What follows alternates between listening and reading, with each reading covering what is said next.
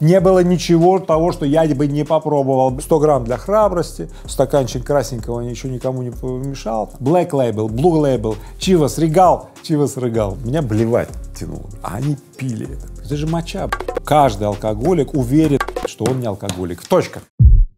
В чем секретный соус? Я отвечу на вопрос. У всех людей разный рост, и не важно, где ты рос. А в чем секретный соус? Окей.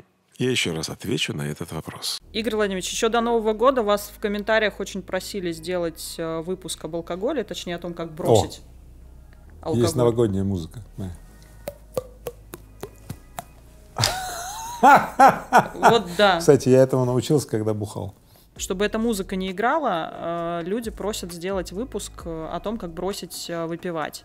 И думаю, сейчас самое время после Нового года об этом поговорить. Вы вообще как сами отметили? Снова не выпивали? Или... Ну, что значит снова? Я вообще по кайфу уже там 9-й год, что ли. Я не просто не выпиваю, да, просто нет потребности. У меня такой кураж, такой азарт, такой вот приход от всего, что я совершаю, кто рядом со мной, от окружения тогда.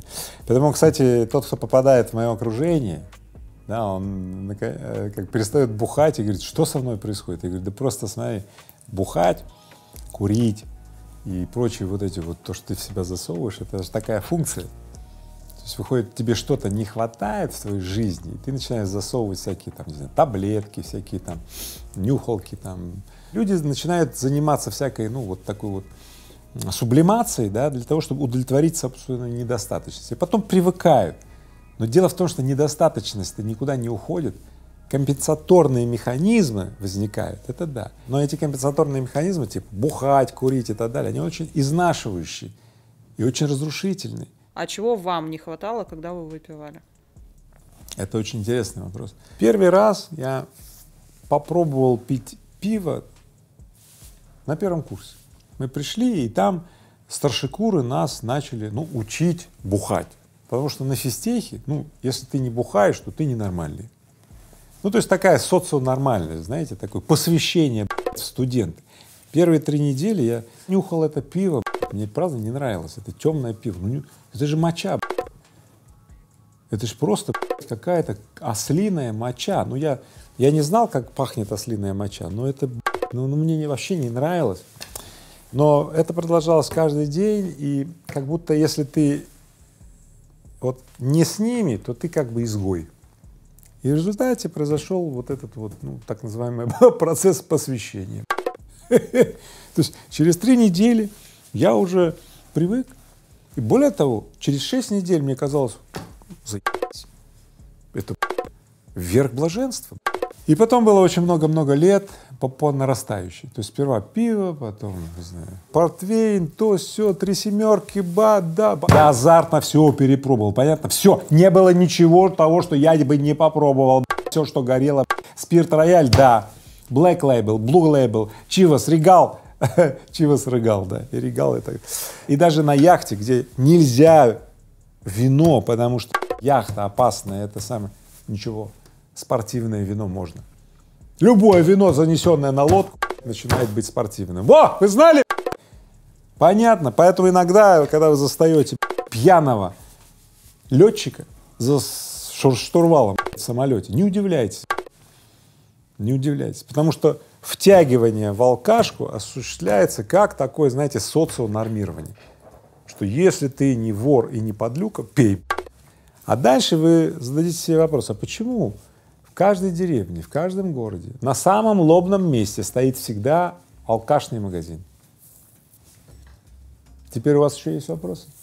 Очень много людей, которые на этом бабки зарабатывают, и им пофиг, что происходит с людьми, которые, ну, дурят башку, совершают невыгодные действия, может быть, умирают, травмируются и так далее. Да им пофиг, понимаете? Им пофиг, они просто бабки зарабатывают. Если бы вот не вот этот вот случай, когда у меня резко изменилась жизнь, и мне просто не надо стало вот этот алкоголь, не надо просто, вот он исчез из моей жизни, а за ненадобностью, да.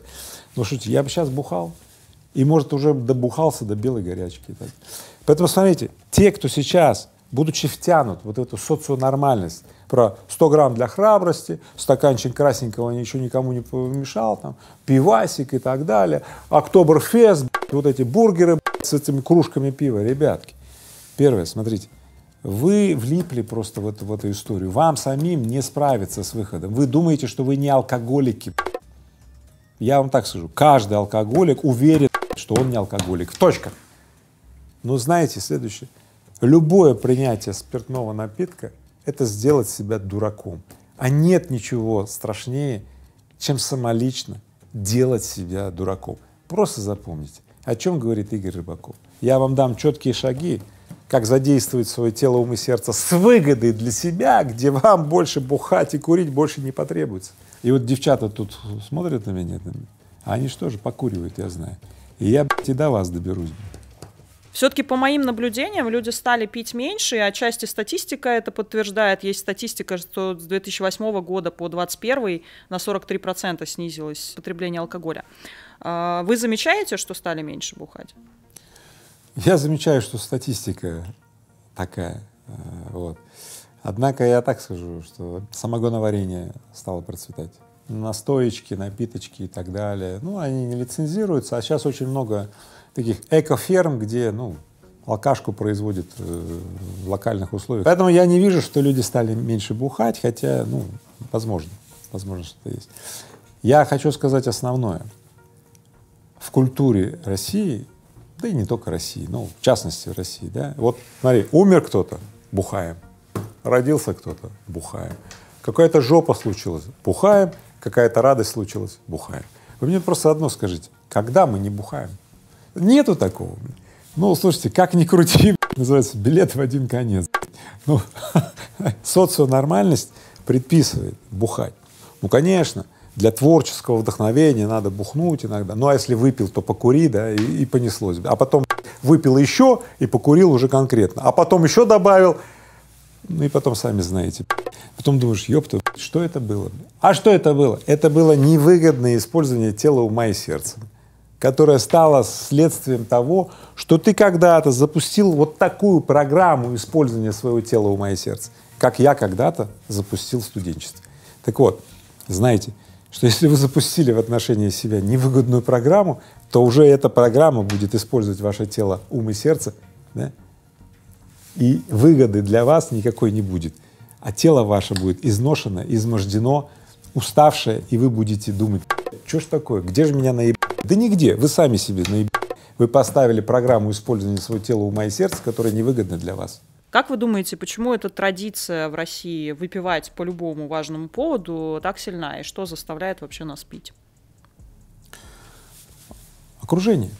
Окружение может нас выводить на невероятные высоты, и окружение может нас сжимать до невероятно, ну, до камня. Вот и все. Поэтому окружение, ищите окружение, в котором вы будете использовать свое тело, ум и сердце с выгодой для себя, а нигде ваше тело, ум и сердце будет изнашиваться в интересах тех, кто производит алкашку, сигареты, воду или что он там, наркотики производит. Единственное, чему вы должны верить, это благосостоянию. Загляните в свой кошелек. Посмотрите в свое настроение. Ну, как у вас самочувствие? Если самочувствие вот такое, вам нравится, что с вами происходит, благосостояние есть, ребят, все кайф. Все. А ежели нет, то тогда что-то не то. Пункт второй — социальная среда. Недавно в мои руки попало исследование так называемого контекста. То есть, грубо говоря, у человека есть окружение, и если посмотреть на то, кто окружает людей, которые находятся в твоем окружении, то это гораздо более сильно влияет на то, что с тобой случится.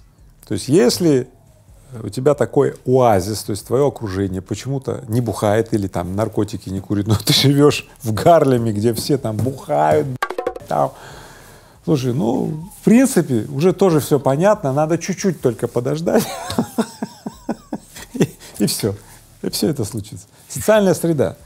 Знаете, поэтому ищите не только свое непосредственное окружение, да, которое, ну, будет расширяющим, обогащающим, но и погружайте свое окружение, ну, то есть в в социальный контекст, чтобы вокруг людей, которые из твоего окружения, было бы тоже в основном люди расширяющего типа. Вот и все. Третье — бедность, безнадега, безысходность, живут рядом с бедностью. Ну вот по статистике, да, здесь очень много алкоголя. Поэтому всегда, если у вас постигло состояние собственной бедности, какой-то выжженности, да, пустоты, удушливой чего-то или финансовой бедности, неважно, где вы ощутили вот это состояние, что как будто опора выбита из-под ног и так далее, смотрите, идите к людям, у которых уже есть то, что вы хотите, чтобы у вас было. Помните, если вы останетесь среди бедных людей, вы погибнете. Не просто с не нулевой вероятностью, а с огромной вероятностью вы погибнете. Вам опять не повезет. И потом вы скажете: почему другим везет, а мне не везет? Да потому что вы остались там, где не следовало оставаться. Это как сел на рельсы, херак тебе ногу отрубило, трамвай проходил, да, ты такой: трамвай, почему мне ногу отрубило? Да по кочану, потому что ты ногу под трамвай положил. Что непонятно? Все, вот здесь все понятно. Если ты сам добровольно в отношении себя совершаешь несправедливость, тогда не злись на кого-то. Давайте на бедности чуть-чуть внимание заострим. Для очень многих россиян алкоголь — это такой дешевый способ отвлечься от проблем, от повседневности, от тяжелого быта. И у них, по сути, альтернатив-то не очень много. То есть живет человек в небольшом поселке, у него центр притяжения — это красное и белое. Какая альтернатива? Да, именно так. Но я бы этот способ не называл дешевым. Дело в том, что стоимость этого способа — это не заработанные деньги, это потерянные жизни, ну или травмы, долгое излечение и так далее, разрушенная психика, там дети, которые выросли и сразу включили вот этот вот возраст дожития или возраст послушания, что они теперь ищут доминатора, который будет им говорить, что делать, а они, то есть они ищут начальника, короче. Сделать себя дураком — это, пожалуй, самый дорогой способ, самый дорогой, он не дешевый. Если ты меняешь время своей жизни, свое тело, ум и сердце по невыгодному курсу, более того, растранжириваешь его нахер, да, засовывая под пресс это самое, так тело будет травмированное, душа, психика тоже и так далее, вокруг тебя будет несчастье, бедность, нищета, все на убой. Представь себе, что в это же самое время, в этой же самой ситуации ты мог по-другому использовать свое тело, ум и сердце. Там, не знаю, создал компанию или повысил свои компетенции, получил там повышение по службе, пришел на другую работу и так далее. Альтернатив очень много. Если ты становишься размножителем, да, превосходящего себя по отношению к себе предыдущему, да, новой версии себя, более подходящей тебе для жизни, где тебе больше нравится, что с тобой происходит. Так рядом с тобой будут дети, которые видели, как ты изменился, как ты менялся, как ты улучшался, как ты подбирал себя, тот, который тебе лучше подходит. Так они тоже овладеют этим, и у них в жизни также все будет. Вот и все. Смотри, какая разница. Конечно, эти даже варианты сравнивать не надо. Один — это про жизнь, как мы бы хотели проживать. Другое — это про живых мертвецов. Может ли государство повлиять на снижение потребления алкоголя населения? Может быть, как-то насаждать ЗОЖ? Может быть, сухой закон ввести? Ответ очень категоричен — нет.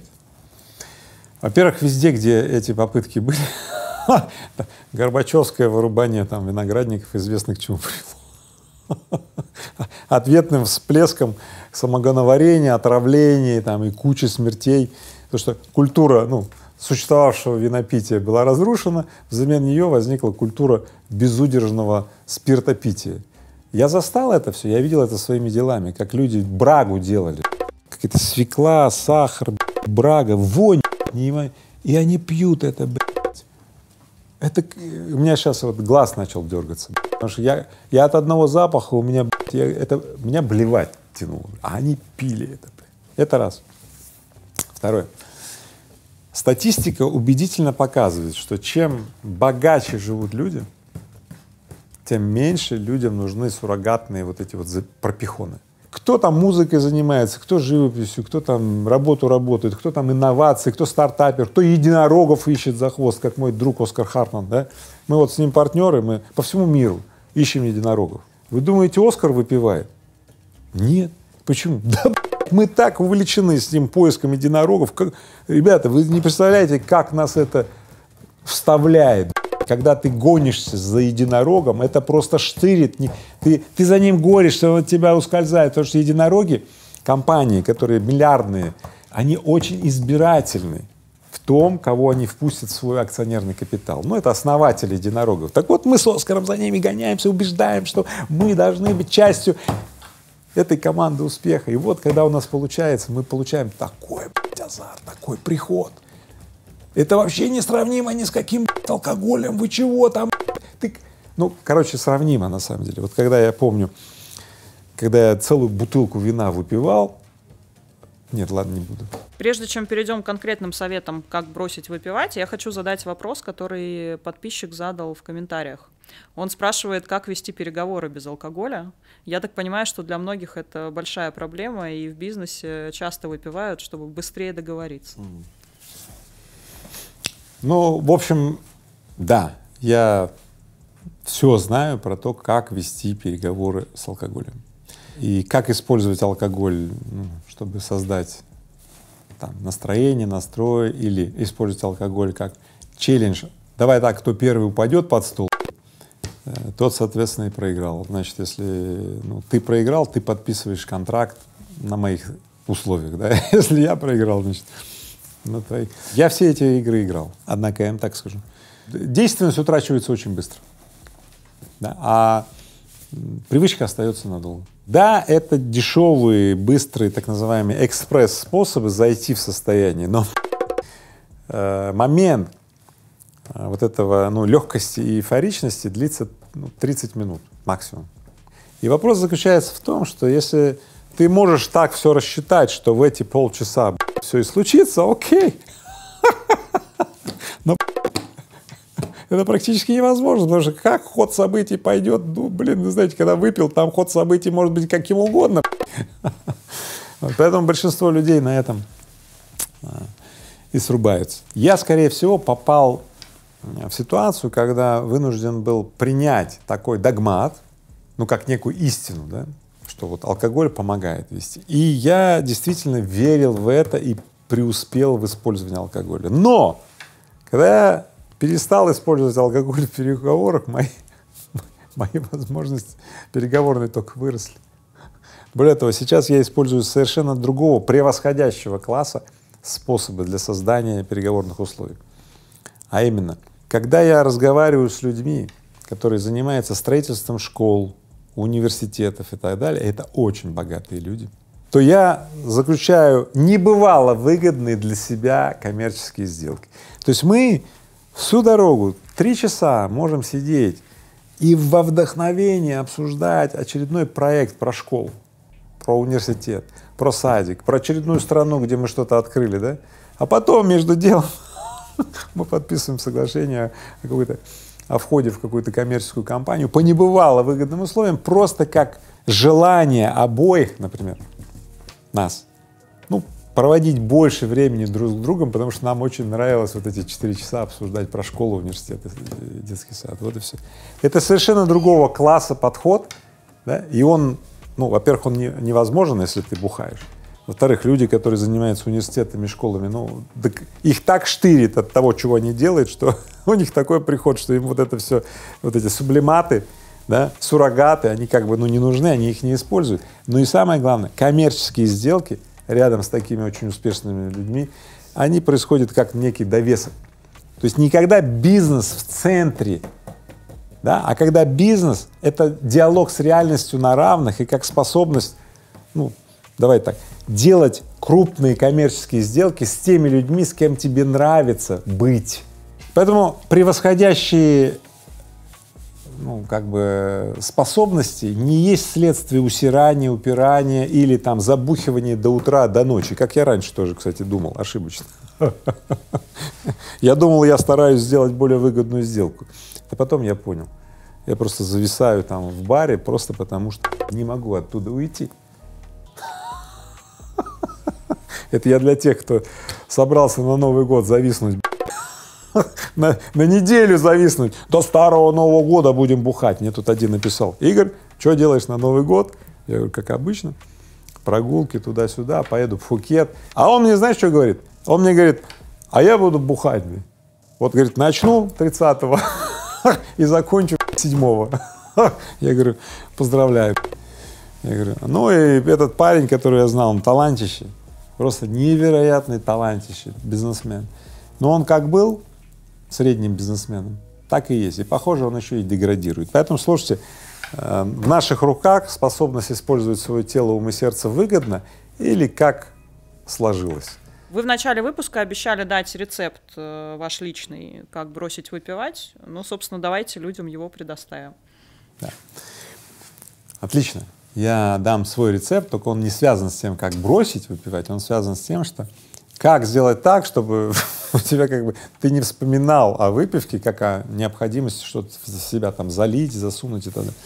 Зоной моего прихода, а именно такой эйфории или там удовольствия или там удовлетворения, да, является то, когда я влияю на других людей. Вот если в моем окружении появляется человек, для которого я создал поле причин, и вот он не умел что-то, но вдруг у него начало получаться, или у него не была проявлена какая-то способность, но вдруг проявилась, вот я испытываю гигантское удовлетворение по влиятельности. Ну, я как властелин мира, я как Бог.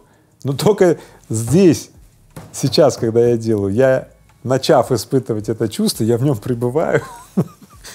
Вот, полчаса, час, все. Вот я разговариваю со своим учеником, да. Вот другой ученик пришел, и я дальше пребываю. Смотри, я не выхожу из этого чувства. У меня счастье каждую минуту, каждую секунду. Я в приходе, да. И силы только приливают. Прилив сил идет. Поэтому, смотрите, я не бросал пить, я просто изобрел способ, как задействовать свое тело, ум и сердце, создавая поле причин для других людей, где другие люди рядом со мной перенимают мои смыслы, практики, которые привели меня к успеху, и тоже открывают свои дары, свои склонности, и вот у них начинает получаться. И они моделируют мое поведение, и они перестают бухать. Представляете? Я им не объясняю, но они перестают бухать, вдруг рассказывая: Игорь Владимирович, а вот мы тоже перестали бухать. Я говорю: и как ты себя чувствуешь? И он говорит мне: охуенно я себя чувствую. И я чувствую, что он чувствует похожее чувство, что и я. Да, я чувствую, что он чувствует. Вот, резонанс. Меня от этого штырит. И когда меня от этого штырит, ребята, я вообще не вспоминаю ни про какие там, что там, успокоительные, отвлекательные, алкоголь, наркотики. Да не вспоминаю. 9 лет. А когда у меня вот этого не было, я постоянно думал, когда придет вечер, чтобы мы бухнули. Найди, что тебя вштыривает, и тебе больше не потребуется какую-то химию в себя засовывать, чтобы тебя еще что-то вштырило. Вот и все. Таков рецепт. И если ты твердо решил найти, что тебя будет вштыривать, вот так вот, да, без платы здоровьем, там, отношениями и так далее, смотри, приходи 4 февраля в Крокус-Сити. Вот ссылка будет под этим видео. Приходи. Будет очень много людей, которые являются носителями того, что может тебе подойти. Ты окажешься в вот этом окружении, где посмотришь для себя то, что те люди уже нашли для себя, и их штырит. Ты просто подсмотришь, увидишь, заимствуешь, и все. И у тебя в жизни начнется, не просто другой этап, а другой ты. Я тебя буду ждать для того, чтобы ты надел мышление успешных людей на себя, попробовал, побыл, и если понравится, я тебе так скажу: привет, рад, что ты принял решение жить в стране процветания, а не в стране выживания. И давайте вместе размножать хорошее в стране процветания, чтобы плохому места в стране процветания больше не осталось. А про страну выживания я умолчу. В чем секретный соус? Я отвечу на вопрос. У всех людей разный рост, и не важно, где ты рос. А в чем секретный соус? Окей, я еще раз отвечу на этот вопрос.